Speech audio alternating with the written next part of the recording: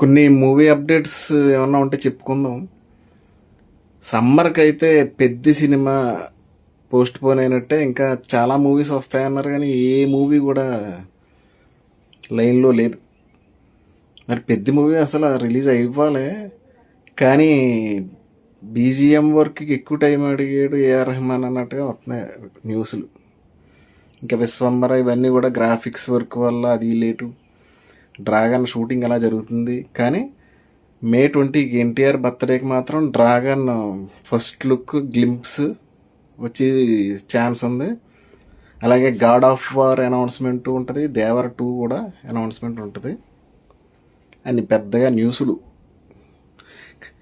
కానీ ప్యారడైజ్ దగ్గర నుంచి అన్ని సినిమాలు కూడా చాలా క్రేజీ మూవీస్ అన్నీ కూడా పోస్ట్ పోన్ అయిపోయి రీజన్ మరి ఏంటో